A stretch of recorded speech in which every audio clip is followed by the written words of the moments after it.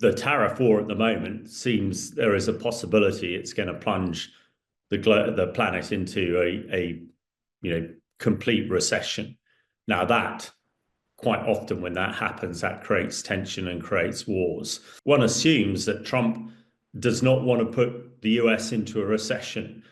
He claims to be doing all this to make America richer again.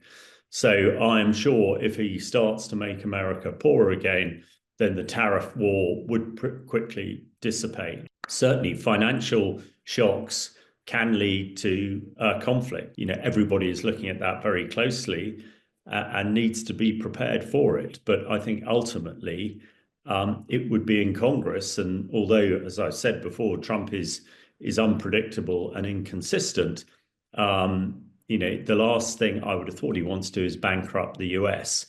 And the potential, it is more likely that if he continues his tariff war, it's more likely he'll bankrupt the US than make it rich. So one would assume that he will change his track. If it is tit for tat tariffs, we're currently standing at 100% tariff on Chinese goods going into the US. If it keeps going up and up and up, then of course tension is going to rise and rise, and at some point it'll break. It'll break either with the end of the tariff war or potentially into some sort of conflict. Putin is delighted at the moment that President Trump is focused on tariffs, and he's delighted, no doubt, that he's focused on China. We've seen, there is supposed to be ceasefire negotiations going on at the moment, but actually it would appear very little's happening, and Putin and the Russians are trying to make as much ground as possible in this sort of interregnum, as it were. So, yeah, any conflict that is happening outside the sort of Ukraine theatre of war is a great advantage to Putin and delights him. And no doubt, he is trying to put as much fuel on the fire between the US and China as possible because it takes it off him. So one hopes that there are people in the Pentagon and in the White House who realize this and don't lose sight of what Putin is doing in Ukraine. It would appear at the moment that the whole world order has changed with the arrival of Trump and his tariffs, and that could fuel different allies, different liaisons across the world, and could be very dangerous indeed. But I think it'll be interesting to see how long it takes President Trump to realize that he is cutting his nose off to spite his face. America cannot just generate money and wealth from within. It needs people to buy its goods, as it needs to buy raw materials and components from outside. But if it's making them so expensive, it's going to trash its own economy as well as the world's economy. And if we go into a global recession as bad as some people may think, then that is certainly going to create tensions around the world that could ignite into conflicts between various countries. 走到地方，呜呜，嘣嘣嘣嘣嘣嘣嘣嘣嘣，然后我的 commander， 嘣，然后就，哗，然后就啊。It's very clear that the Russians are desperately short of organic manpower for a whole host of reasons, not least that a lot of the more wealthy Russians coming out of Moscow and St. Petersburg don't want or allow their children to go and fight for Russia.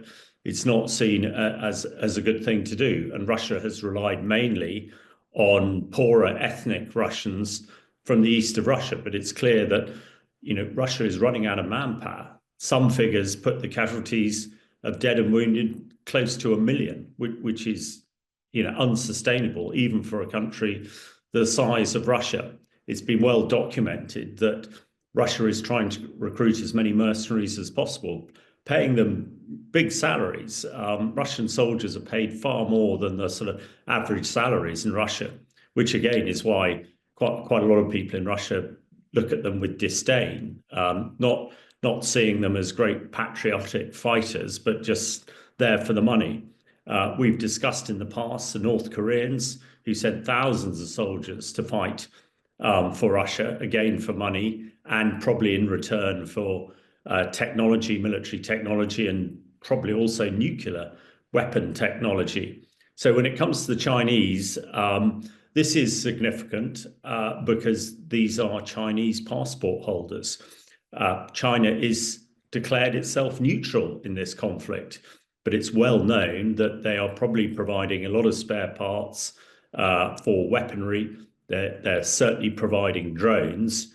So not at all acting as neutrals. And as things are developing, the confrontation between the US, United States, and China is very concerning and could create a much wider problem and conflict than actually what's happening in Russia at the moment. So it is unlikely, certainly a lot of governments and our own prime minister suggesting that China has directly ordered, the Chinese government has directly ordered these soldiers to fight for Russia. It's more likely they're mercenaries, but it will be used by both sides to create tension, no doubt. The US Secretary of Defense, Pete Hegseth, has said recently that it is China that is the main military threat to the US, not Russia. There is a lot of tension around Taiwan, and it is thought that China has very clear plans and aspirations to try and take Taiwan back into Chinese control in a similar way that the Russians are trying to subjugate Ukraine back into Russia. And China may well feel that the Russian example allows them to do that as well. But when we look at the tariffs, this trade war that has developed, most recently with Trump putting over 100% tariffs on Chinese goods destined for the US, really ramps up the situation to quite a frightening pitch. And this is something where one would hope there are cool heads around.